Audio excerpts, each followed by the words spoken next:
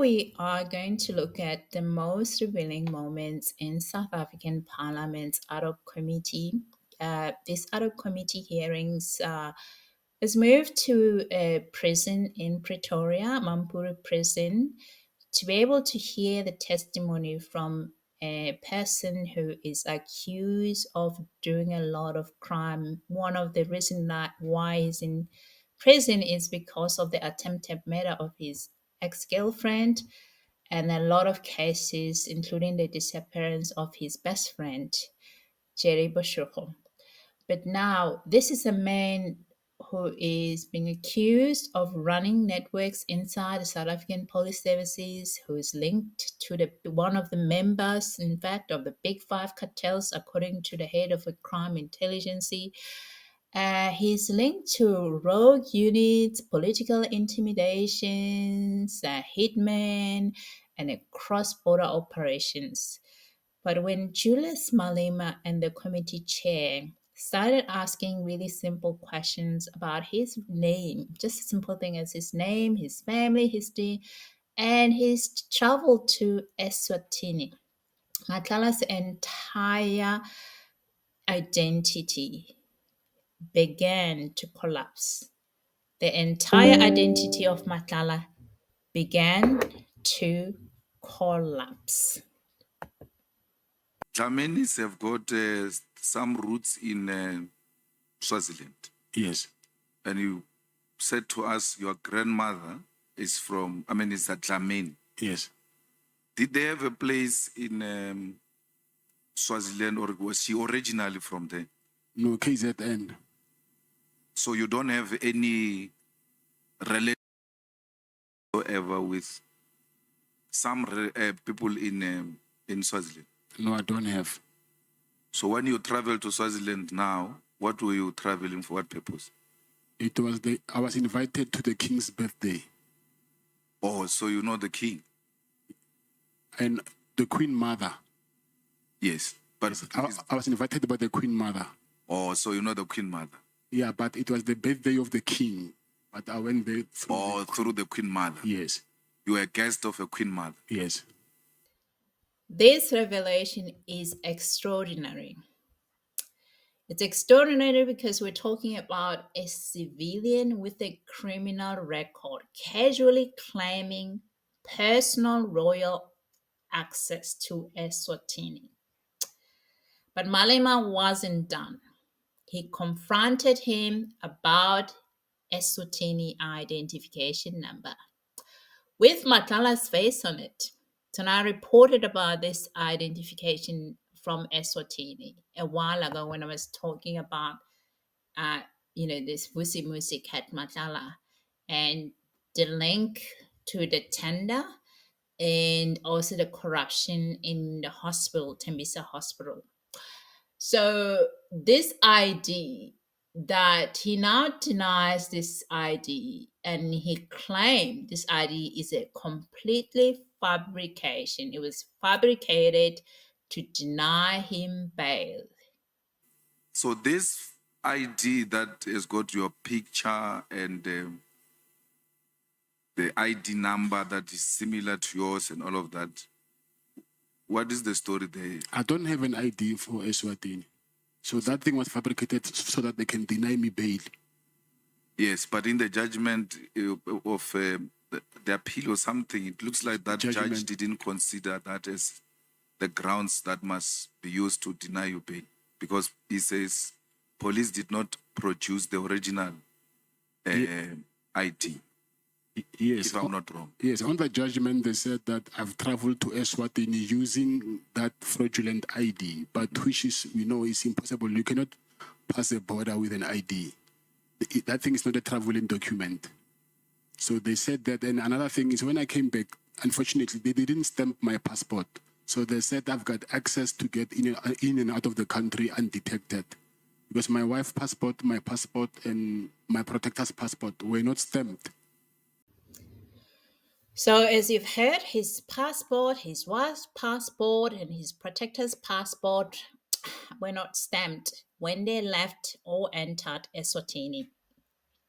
It looks like when they actually left the Eswatini, because I remember the story was widely reported that Home Affairs could see him entering Eswatini, but they could not find anything that suggested that he actually left Eswatini.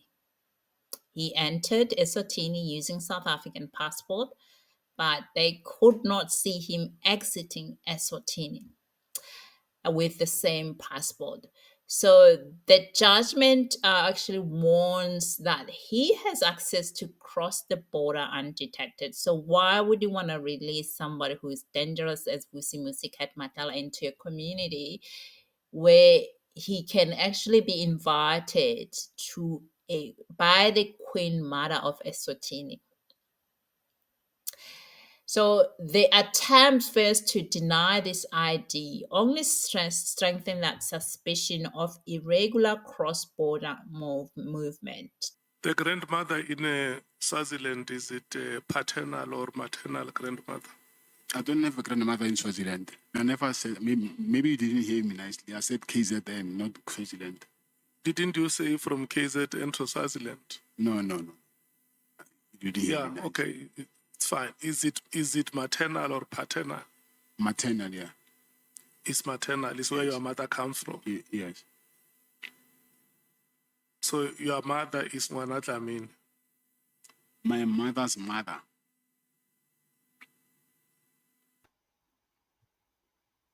So the grandmother is Dlamini. Matlala's grandmother is Dlamini. After dodging, he finally says maternal. So he said it from KZN. The way his first name is spelled is Eswatini. It's Eswati. The way it's spelled, it's not a Zulu. It's not Zulu. Zulus don't abandon children at all. It still remains true today in 2025. They're very culturally, family connected culture in South Africa. So the way the first name is written is actually Eswatini, not Zulu. Vusi Mus is not Vusi Mus with a U. It's written with an I, which is Eswati language, not Zulu. So the Dlamini lineage come from his mother's side, specifically his grandmother. Let's hear again when the chair asks further question him about his genealogy. Quite interesting. Your grandmother Yes. is Dlamini. Yes. And then your mother was also born from the Dlaminis. From Matlala. Okay. Matlala, where? Waterberg, Capricorn, Skukune. Eish. Nake goletse mo Gauteng. So he's saying that his mother is Matlala in this exchange. Let's listen to hear the confusion after that. If he's really Matlala, he would know where Matlala from. He would know his clan and his genealogy, the people that he's linked to. But here he's saying that he grew up in Pretoria. And the chair continues to probe more about his genealogy. This is a very relevant culture of South Africa. So in the indigenous culture. So these questions are very relevant to see whether you got somebody who is possibly an illegal immigrant who lives among you for decades and pretended to be one of you South Africans, and years later he's caught up in this saga with and now he's starting to blame this Home Affairs and other stuff. He's possible has an identification of South Africa, but the fact that he's not upfront about his identity, I mean, it's not a problem. He's South African because he grew up in South Africa, but the lack of that genealogy that linked him to the land, to the culture of South Africa, to indigenous South Africans, It's a very worrying. It's very worrying. This one. I just heard a place called Polokwane. Nebo. So I kids yeah, Polokwane, yeah. Yeah. Nebo Polokwane in Skukuna. That's where the surname Matlala comes from. Okay. It's where your father originates or where your father was born. Yes, yeah. So in South Africa, there is this clan, and last name are linked to a genealogy of peoples. That's why this judgment in, especially indigenous culture and South African indigenous culture.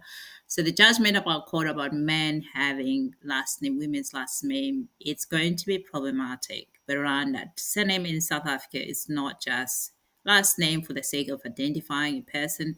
It's also linked a person to this genealogy and the DNA. So when the chair actually say that, they know it. History, I looked at that history as well. When as soon as there was a name called Vusi Cat Matlala, I was like, okay, Cat we know it's like a nickname, but Vusi Musi, it just didn't mirror each other. The first name and the last name, it raised a lot of questions and wanted more investigation, how it came about. It's not like it doesn't happen, but it needs to be explained why. But with him, it's still unexplained, this combination. And he didn't even know the name where that last name comes from. The chair had to help him to actually, for him to know where Matlala come from. He couldn't, so he doesn't know his clan name. He's got no identity. But yet we know he's linked to Eswatini. He's got a first name, the Eswati first name. He's got a Matlala that he doesn't even know who is Matlala, where they're from, the people, the last name that's linked to royalty in South Africa. How would you not know? The most famous last name in South Africa in terms of the Pedi royalty, but he did not know. That is very strange. Strange indeed. Okay. And then, do you know your relatives there in Polokwane? I don't know them. I wish I... Not any? No, I don't. Nothing. Not any? So the only person that you would have known there was your father? Okay. So in that last question, notice how he reluctantly agreed. It wasn't a resounding yes, because it's very strange that the father and the mother have the same last name. Very strange that they have the same last name. The father and the mother have the same last name. Yeah. Yeah, no. But Matlala is a well documented with a very history that you can link to before colonization South Africa, the Pedi clan. The Pedi clan. So, I mean, this is very strange. It's very strange for someone whose father and mother come from one of Limpopo's biggest clans. That is statistically impossible. That a person would not have a cousin, no uncle, no aunt, no great grandmother, no first, second, third, or even fifth cousins. Your grandmother? Yes. This is absolutely concerning.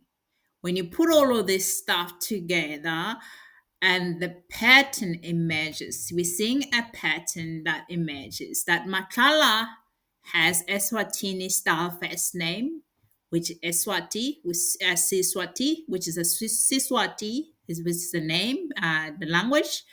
Vusi Musi, there are Siswati people in South Africa. There also are Siswati people in Eswatini. We agree. And there is also a Pedi surname, Matlala. All right. A grandmother he can't locate in KZN. He cannot say to us where in KZN his grandmother is from or Eswatini. He could not say that.